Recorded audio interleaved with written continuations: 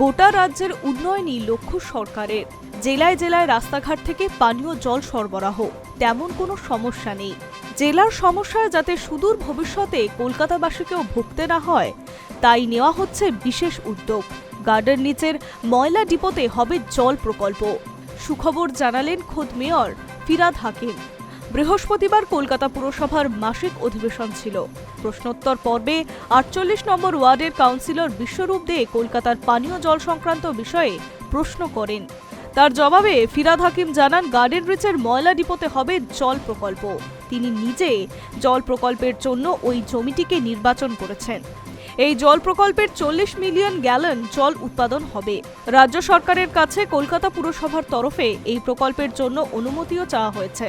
নবান্নের সবুজ সংকেত পেলে শুরু হবে কাজ। আর এই জল প্রকল্প বাস্তবায়িত হওয়ার পর আগামী ২৫ বছর কলকাতায় জল সমস্যা দেখা যাবে না। বলে রাখা ভালো, কলকাতায় ক্রমশ কমেছে বাড়ির সংখ্যা, অলিগলিতে গজিয়ে উঠেছে বহুতল, ফলে শহরবাসীর জলের চাহিদা দিন দিন বাড়ছে। এই মর্মে কাউন্সিলর বিশ্বরূপ দে উচ্চ ক্ষমতা সম্পন্ন পাম্পের সাহায্যে ভূগর্ভস্থ জল তোলার বন্দোবস্ত নিয়ে প্রশ্ন তোলেন। আদেও পুরসভা এই বিষয়টিতে খেয়াল রাখছে কিনা তা জানতে চান কাউন্সিলর। এই বিষয়টিতে কলকাতা পুরসভার কড়া নজর রেখেছে বলেই জানান মেয়র ফিরহাদ হাকিম। মেয়রের দেওয়া জল প্রকল্প তৈরির সুখবরে খুশি কলকাতাবাসী। কবে বাস্তবায়িত হবে ওই জল প্রকল্প, সেটাই এখন দেখার। বলে রাখা ভালো, কলকাতায় গার্ডেন ব্রিজ প্রকল্প রয়েছে।